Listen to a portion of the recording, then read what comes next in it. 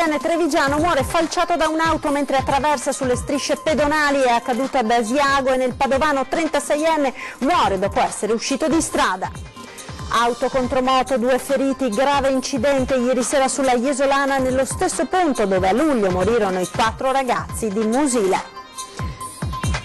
È uscita in bicicletta ieri mattina e non ha più fatto ritorno a casa. Vigili del fuoco impegnati nelle ricerche di una 60enne a Tezze di Piave. L'appello, se la vedete, chiamate 115 o 112.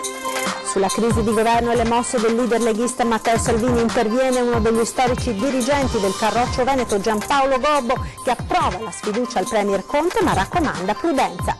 In Veneto nei primi 6 mesi dell'anno 600 aziende artigiane hanno chiuso. Venezia, unica provincia con saldo positivo, ma si tratta di appena 3 aperture in più. La montagna veneta ferita dopo la tempesta Baia, turisti che si perdono sui sentieri danneggiati, preoccupazione per lo stato dell'alveo dei torrenti alluvionati. Lacrime sulla statua della Madonna, miracolo, umidità della cripta, molti fedeli arrivati a Ponte di Piave. Il parroco mette sotto chiave la statua e decide di aprire la chiesa solo per la messa.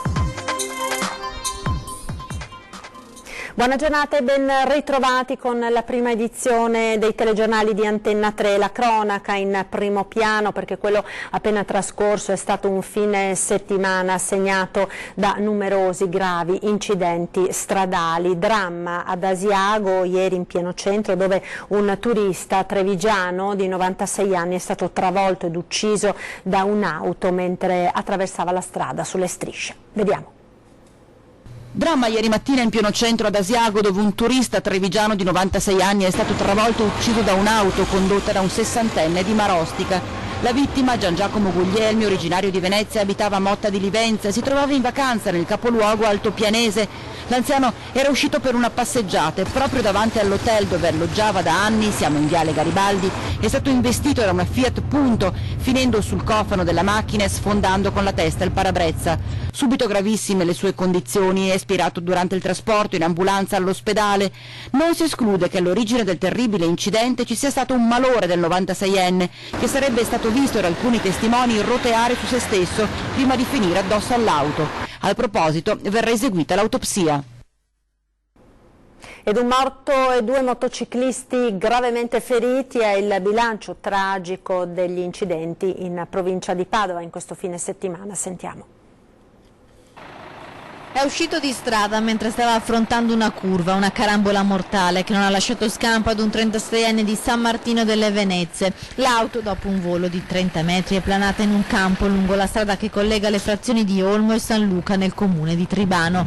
La vittima è Loris Giavara, originario di Bagnoli di Sopra. Il giovane è deceduto sabato sera. Le cause dell'incidente mortale sono ancora da chiarire. Alcuni testimoni hanno visto l'auto rimbalzare e finire sul campo ed hanno allertato subito i soccorsi e i carabinieri. Per il 36enne però non c'è stato nulla da fare, è morto a tarda notte all'ospedale di Schiavonia. Versano invece in gravi condizioni 2 motociclisti padovani rimasti feriti in un tremendo schianto lungo la Romea in provincia di Ferrara. La coppia domenica mattina è stata travolta dall'auto guidata da un 70enne che proveniva dal senso opposto e stava effettuando un sorpasso di alcuni veicoli in coda. I 2 motociclisti sono stati sbalzati e trascinati per alcuni metri. La scena che si è presentata davanti agli occhi dei soccorritori è parsa subito molto critica. Il 44enne di Pontelongo che guidava la moto ha subito l'amputazione della gamba e dell'avambraccio sinistri, mentre la passeggera 42enne di Piove di Sacco ha riportato l'amputazione della gamba sinistra. Sul posto i vigili del fuoco per rimuovere i mezzi dalla strada molto trafficata al momento dell'incidente.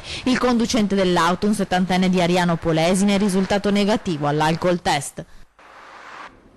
Ubriaco alla guida ha provocato un incidente la notte scorsa a Jesolo, proprio nello stesso punto in cui lo scorso luglio sono morti i 4 ragazzi. Ci aggiorna al telefono Ilaria Marchiori. Buongiorno Ilaria. Buongiorno da Jesolo, dove a distanza di poche settimane un altro grave incidente stradale è avvenuto ieri sera lungo la regionale 43, proprio nel punto in cui lo scorso luglio ci fu lo schianto che portò alla morte dei 4 ragazzi di 22 anni. L'impatto è stato tra un'auto guidata da un 21enne veronese e una moto su cui viaggiava una coppia di Musile di Piave sui 40 anni. I veicoli, per motivi ancora da chiarire, si sono scontrati e i 2 a bordo della moto sono finiti a terra feriti. La donna, in condizioni più gravi con lesioni serie agli arti inferiori, è stata trasportata all'ospedale all'Angelo di Mestre, mentre l'uomo se l'è cavata con una serie di fratture. Nessuno dei due comunque sarebbe in pericolo di vita. Secondo le prime informazioni, il conducente dell'auto non si sarebbe fermato subito, avrebbe proseguito la corsa per qualche centinaio di metri per poi fermarsi e tornare a piedi sul luogo dell'incidente. Sottoposto agli accertamenti tossicologici successivamente da parte della polizia locale di Jesolo, è risultato con un tasso alcolemico di oltre 1,5 e ricordiamo che per i neopatentati il limite invece è 0, di conseguenza è stato denunciato per guida in stato di ebbrezza.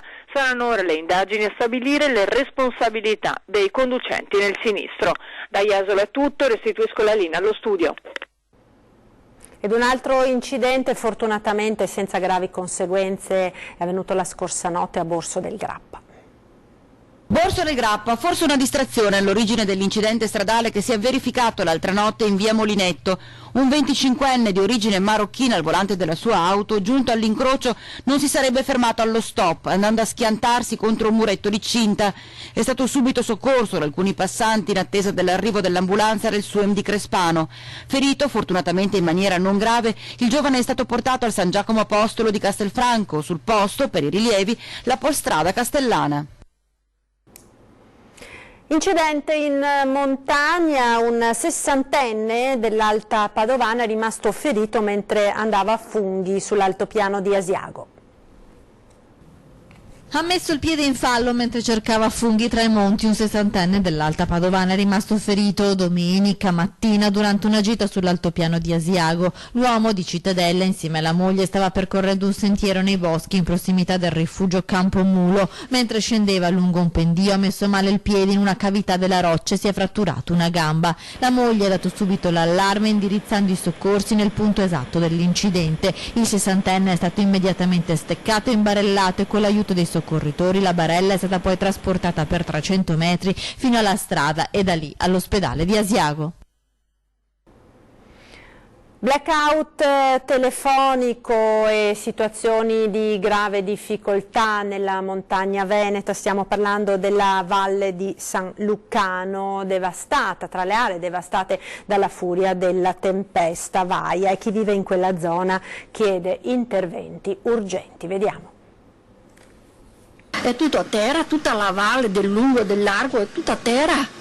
Adesso si vede meno che lì, ma ce ne sono tante piante in mezzo a quelle che si vede in piedi. Non è più come prima, non è neanche più bello, non si va da nessuna parte, né su per di là né su per di là, da nessuna parte.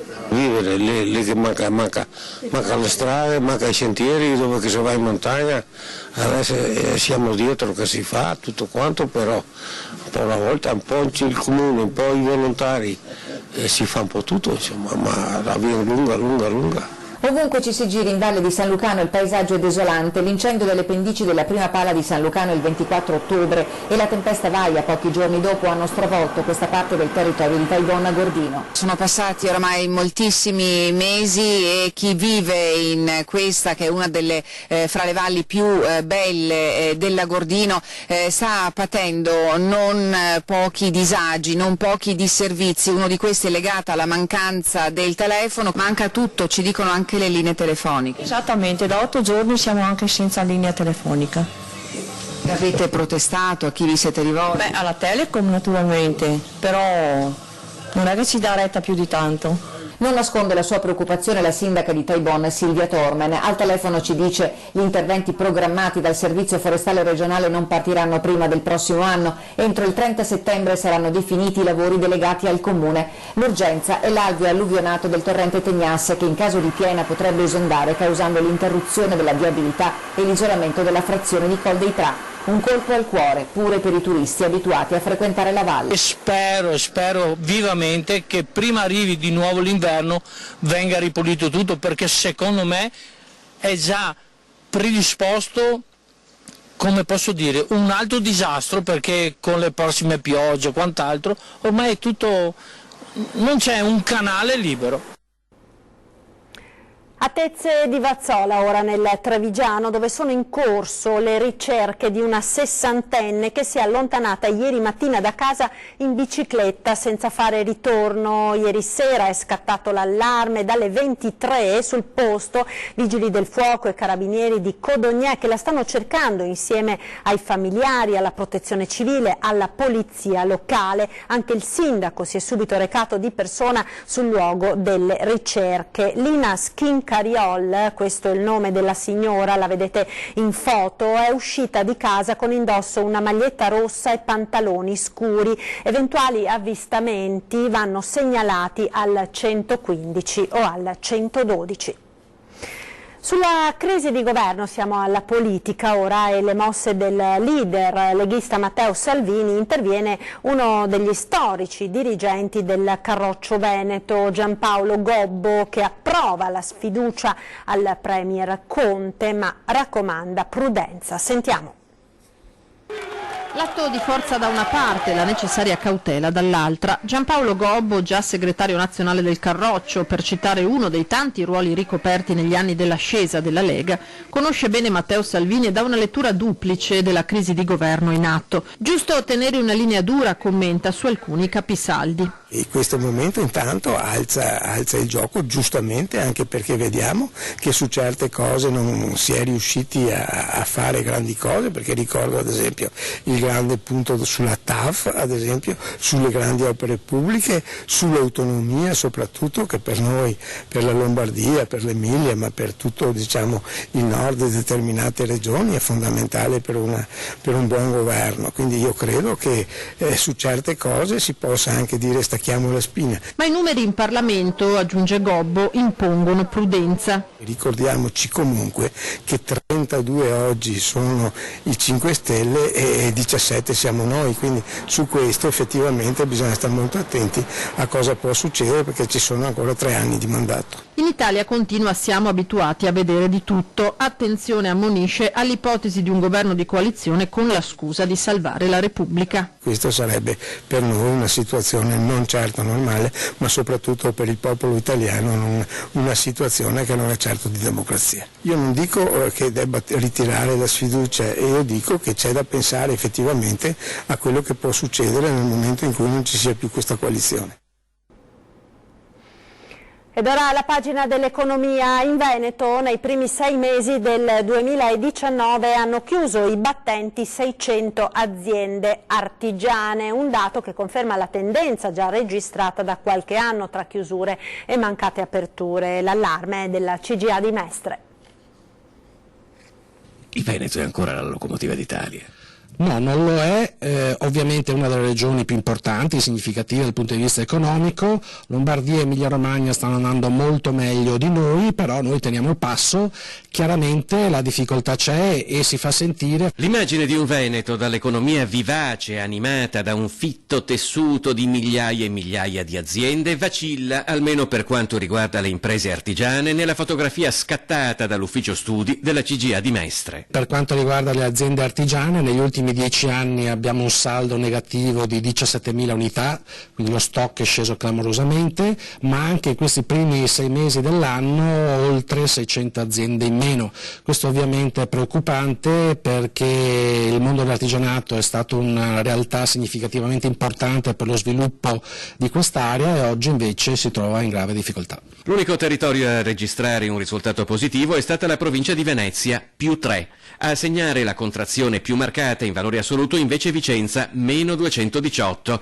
Il Veneto è comunque in buona compagnia, ad eccezione del Trentino Alto Adige. In tutte le altre regioni italiane il saldo dei primi 6 mesi è stato negativo, ma solo la Sicilia e l'Emilia Romagna hanno registrato un risultato peggiore del nostro. Perché si chiude, ma soprattutto perché non si apre una nuova azienda? Ma perché ovviamente le tasse sono troppo elevate, la burocrazia è eccessiva, in particolar modo per i imprenditori è estremamente difficile avere il credito da parte delle banche, quindi sono tutta una serie di concause che fanno sì che le aziende artigiane se ne aprono sempre meno e invece aumentano quelle che cessano l'attività. È tornato subito al lavoro l'agente della polizia locale di Venezia che il giorno di Ferragosto si è tuffato nelle acque del Piave per salvare 2 sorelline che stavano annegando, un gesto per il quale ha davvero rischiato la vita. La più piccolina, vedendo così al volo, mi sembrava che qualcosina di nuoto facesse, però, oppure stava leggermente a galla. Quello un po' più grande stava andando sotto subito. Non è che in quei momenti hai molto tempo da pensare, o lo fai subito o non lo fai più. Io ero fatalità, ero là, ero vicino, sono sul lato destro del Piave e ho detto vado. E come aveva già fatto 7 anni fa, salvando un altro ragazzino che rischiava di morire, Danilo si è tuffato nel Piave. Lui, 60 anni, agente della polizia locale di Venezia da quasi 40, mestrino doc, sposato con un figlio, era lì per caso, ma non ci ha pensato 2 volte quando ha visto quelle 2 bambine di 10 e 12 anni che stavano per annegare. Un'altra persona ha raggiunto la più piccola, Danilo è andato sulla più grande che era in maggiore difficoltà. Galleggiava con fatica, gli occhi erano un po' aperti, un po' chiusi subito e quindi a fatica riusciva a stare a galla. Un colpo andava a galla, un colpo cercava una galla, arriva su con le braccia e un altro attimo andava sotto. Non è che poi uno che si sta annegando ti dà una mano, devi girarlo e prenderlo da dietro sul collo e tirarla su. Poi quando andava sotto io mi portavo sotto anch'io per riportarla su. Una battaglia durata 3 o 4 interminabili minuti mentre tutti i presenti si organizzavano in una catena umana per prendere in consegna la ragazzina. Una catena umana con la prima persona in acqua fino al busto che è servita poi a soccorrere anche Danilo. La fatica di salvare la ragazzina lo aveva lasciato senza forze in balia della corrente. Io cercavo di nuotare, ma le braccia non le muovevo e sì che di colpo tra me e me avevo pensato, ma come non so più buono nuotare, è impossibile, eppure le gambe non le muovevo più e neanche le braccia. Nel momento in cui stavo andando sotto mi sono visto davanti il film Il Gladiatore, col viale e i cipressi, io accarezzavo il grano e da distante vedevo mia moglie e mio figlio. Un attimo l'ho avuto. Ha pensato di morire? Pensavo di non farcela. Danilo Trevisanato ce l'ha fatta grazie ad un materassino lanciato dalla catena umana formata dai presenti. Per lui solo un piccolo mancamento. Poteva stare a casa qualche giorno, invece è tornato subito al lavoro e rifarebbe tutto. Sicuramente sono stato imprudente, uno deve avere un po' il carattere così, io sono così, non è che ci penso, io decido di fare una cosa, la faccio, appunto, frazione di secondo, non c'è tempo, in quel momento non ci sono tempi da pensare, la ragazza va sotto e non la prendi più. Ed ancora cronaca, scoperti nella Marca 2 allevamenti abusivi di cani. Allevamenti abusivi di cani scoperti dai carabinieri del NAS a Valdobbiadene e Volpago. I controlli dei militari e dei veterinari dell'UIS 2 nei giorni scorsi che hanno portato al sequestro delle strutture non autorizzate. Il primo allevamento a Valdobbiadene è risultato essere stato aperto senza i permessi previsti. All'interno 16 cani di varie razze per un valore complessivo di 30.000 euro. Ora la proprietaria dovrà chiedere il dissequestro dei locali, ma potrà farlo solo dopo aver ottenuto tutte le autorizzazioni di legge. Stessa situazione nel secondo, a Volpago, anch'esso abusivo, una ventina i cagnolini del valore di 35.000 euro. Gli animali non risultano aver subito maltrattamenti, le violazioni sono di carattere amministrativo e sanitario. Saranno ora i sindaci a verificare che i titolari ottemperino alle prescrizioni prima di riaprire. Ci fermiamo ora per qualche istante di pubblicità, restate con noi, a tra poco.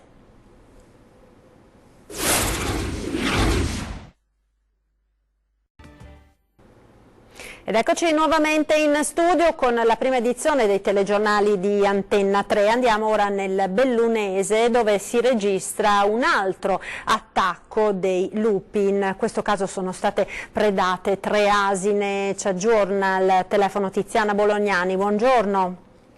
Sì, buongiorno. Da Levego di Belluno è stato certamente un branco di lupi ad attaccare ieri notte alle porte della città. Ne è sicura la proprietaria dell'agriturismo Albachero a Levego, appunto. Le asine predate nel suo appezzamento di terra sono 2, un piccolo di cui è rimasta solo la testa, la mamma morta poche ore dopo essere stata attaccata a una coscia. All'appello manca una terza asina che i lupi potrebbero avere portato nel bosco. L'anno scorso nel medesimo agriturismo i lupi avevano predato altri asini, ora la titolare si chiede come sia possibile, se sia possibile difendere i suoi animali, già che neppure la recinzione elettrificata è bastata a tutelarli e intanto cresce la paura. È tutto da Belluno, a voi.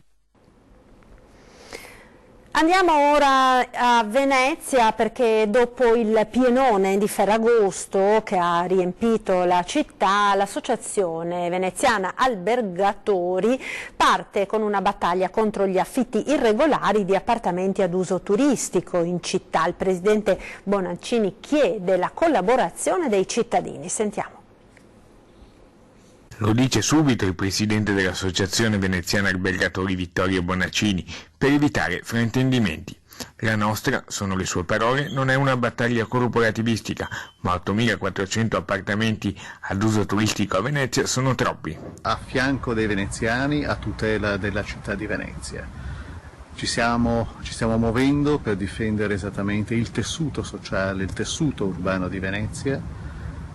Sappiamo perfettamente che abbiamo più di 8.400 appartamenti destinati solo ed esclusivamente ad uso turistico ricettivo e questo francamente lo riteniamo da albergatori non accettabile. La richiesta è esplicita e chiama in causa il Comune. Regolamentazione stretta, severa, stringente delle possibilità di affittare, della possibilità di commercializzare soggiorni e principalmente che ci sia una regolamentazione a livello comunale. Invocati dal presidente Bonaccini provvedimenti anche in campo legislativo. Proposte di legge estremamente chiare, atte a tutelare direttamente la città di Venezia e la sua cittadinanza. Gli albergatori veneziani ringraziano i residenti e li invitano a proseguire nelle segnalazioni di eventuali irregolarità. Abbiamo il dovere etico, morale di difendere la nostra città e di contribuire direttamente al rilancio della stessa, quindi ben lontani dalla illegalità. Si continui per cortesia a segnalare anche in modo erroneo. Un appartamento segnalato in modo erroneo non costituisce un problema. Può costituire un problema un appartamento irregolare non segnalato. A Ponte di Piave, ora in provincia di Treviso, dove fanno discutere le gocce apparentemente simili a lacrime apparse sul volto della statua della Madonna. Chiesa chiusa a Ponte di Piave, e non per lavori, ma per la statuetta della Madonna che da 2 venerdì avrebbe iniziato a piangere. O almeno sarebbe questa l'impressione di chi ha visto il fenomeno delle gocce sul volto e sul mento della sacra immagine. Voci perché di testimonianze dirette non ce ne sono, almeno nessuno al momento ha deciso di uscire allo scoperto. Pare che il primo a scorgerle sia stato un chirichetto seguito da un'anziana devota e da lì e poi è stato un fiume in piena di credenti ma anche di semplici curiosi. Una vera e propria folla costante, come raccontano gli avventori del bar di fronte alla chiesa. Però viene tanta gente, mi pare. Sì, bravo, vero. Vero. Era parecchi che mi ha su e giù. Sì? Sì. Ieri c'era la processione. E proprio per evitare che da un evento tutto da verificare partisse un fenomeno devozionale più estetico che religioso, il parroco Don Giampaolo Bano ha deciso subito di riportare la statuetta in cripta e di aprire la chiesa solo per le funzioni e alla presenza sua o dei suoi collaboratori. Perché se da una parte la forte presenza di credenti è segno di un bisogno crescente di religiosità, dall'altra non si deve travisare la fede con fenomeni che possono avere una semplice spiegazione scientifica, ma che alimentano fanatismo e superstizione. Sentivo qua prima, non so niente. Ma secondo lei si mette a piangere, perché dovrebbe mettersi a piangere la Madonna? Si vede che roba va abbastanza bene. Secondo lei perché la Madonna dovrebbe piangere? Fa caldo, troppo caldo, che lei piange, suda. In effetti è questa la spiegazione fornita dagli scettici, considerando che la cripta è molto umida e che in questi giorni l'effetto condensa è tutt'altro che improbabile.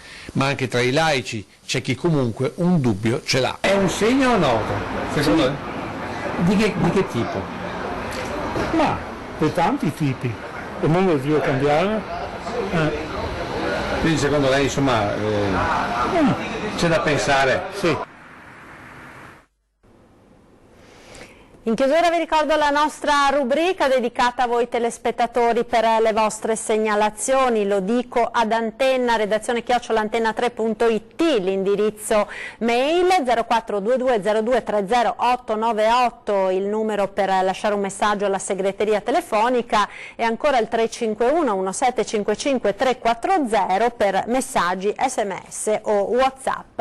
È davvero tutto per questa prima edizione dei nostri TG. Come sempre vi lascio alle previsioni del tempo, il meteo. Buon pomeriggio.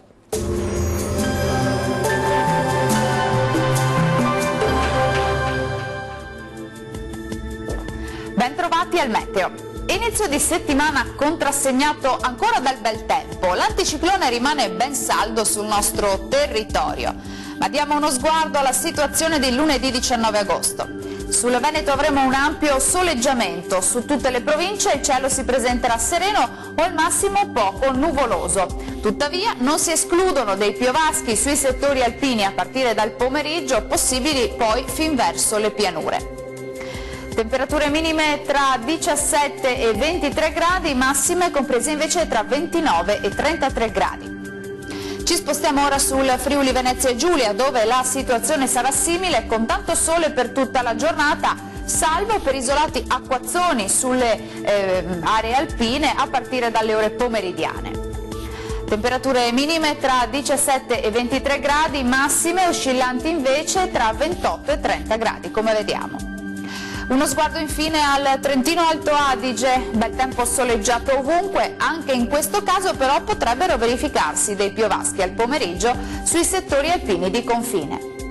Temperature minime tra 15 e 16 gradi, massime tra 34 e 35 gradi, quindi in lieve aumento. Dal meteo per ora è tutto, arrivederci.